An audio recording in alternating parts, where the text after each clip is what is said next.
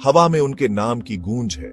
ये गूंजें हमें एक अनदेखी दुनिया की ओर इशारा करती हैं, एक ऐसी दुनिया जो हमारी समझ से परे है, एक गुप्त समाज, एक छिपा हुआ हाथ, इल्लुमिनाती। ये नाम सुनते ही एक रहस्यमयी छवि उभरती है जो हमें सोचने पर मजबूर करती है कि क्या सच में ऐसा कुछ है? क्या ये बस अंधेरे में फुसफुसाहटें हैं, या फिर ये फुसफुसाहटें हमें किसी गहरे रहस्य की ओर ले जा रही हैं? ये सवाल हमें बेचैन कर देते हैं। या फिर ये दुनिया को पर्दे के पीछे से चला रहे हैं?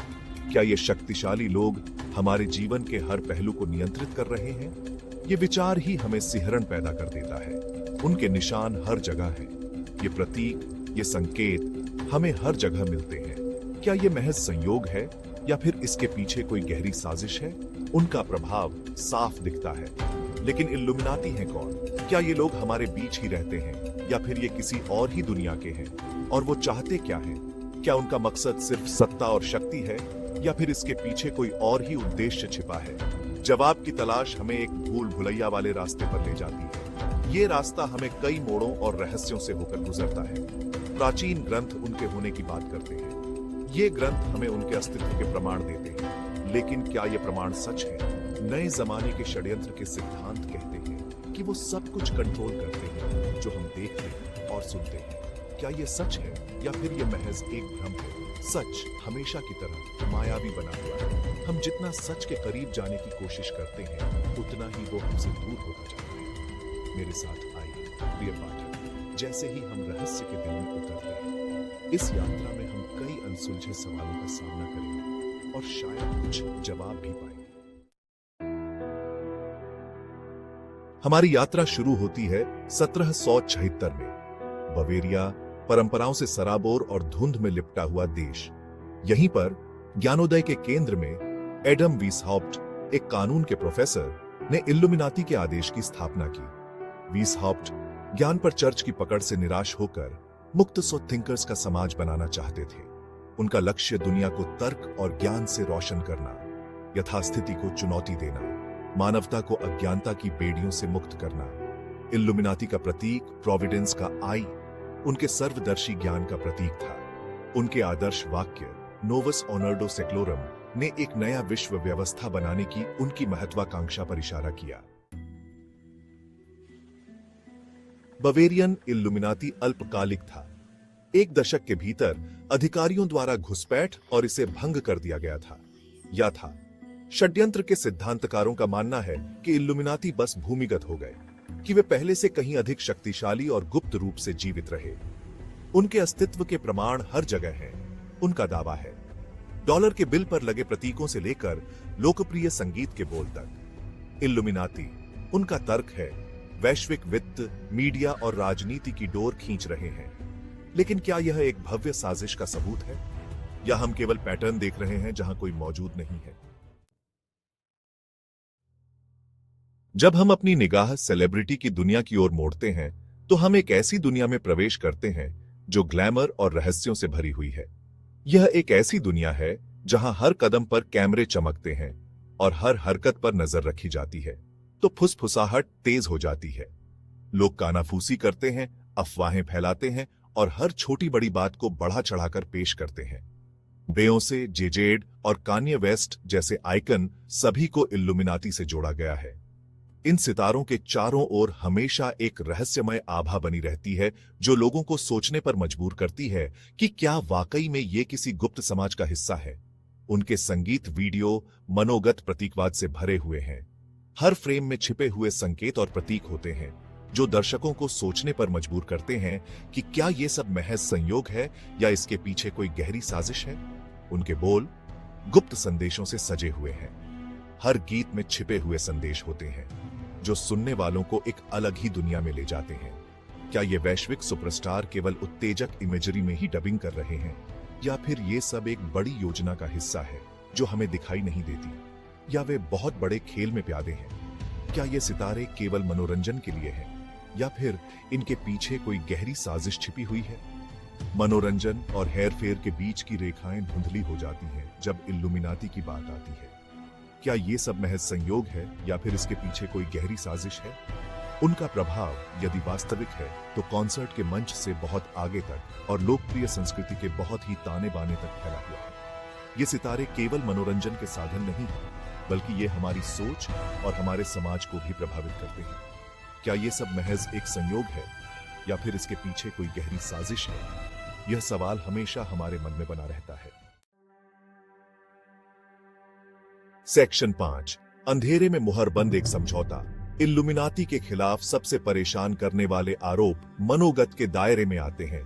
गुप्त अनुष्ठान, मानव बलिदान, शक्ति की प्यास जो कोई सीमा नहीं जानती। इन दावों को अक्सर पागल लोगों के बकवास के रूप में खारिज कर दिया जाता है, फिर भी वे बने रहते हैं। प्राचीन ज्ञान की फुसफुसाहट इल्लुमिनाती सदस्यों की पीढ़ियों से चली आ रही है।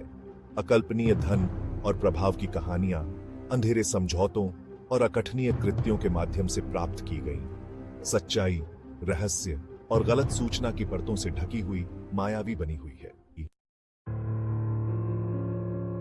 सेक्शन 6, सब देखने वाली आंख। करीब से देखो, वे कहते हैं।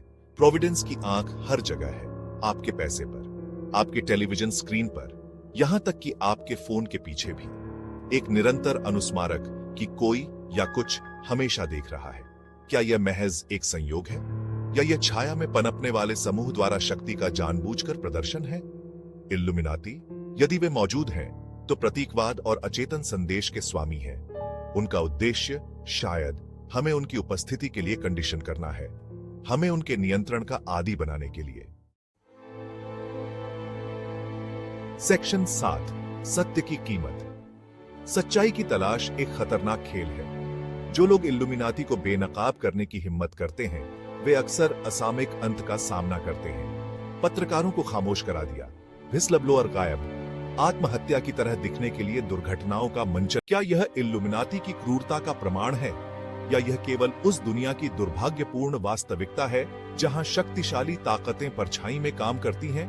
सच्चाई जो भी हो हमेशा एक कीमत पर आती है। क्या आप इसे चुकाने को तैयार हैं? सेक्शन 8, हेरफेर के उस्ताद। कुछ लोगों का तर्क है कि इल्लुमिनाती का सबसे बड़ा हथियार हिंसा या धमकी नहीं है, बल्कि उनका असली हथियार है सूचना का नियंत्रण। यह सूचना का नियंत्रण है। वे मीडिया में हेराफेरी करते हैं, वे कहते हैं। वे मीडिया में हेराफेरी करते हैं, वे कहते हैं। वे समाचारों को तोड़ मरोड़ कर पेश करते हैं ताकि जनता की सोच को प्रभावित किया जा सके। वे हमारी धारणाओं को आकार देते हैं। वे हमारे विश्वासों को बदलने के लिए कला और साहित्य का उपयोग करते हैं। वे कहानी को नियंत्रित करते हैं। वे यह तय करते हैं कि कौन सी कहानियां सामने आएंगी और कौन सी छिपी रहेंगी।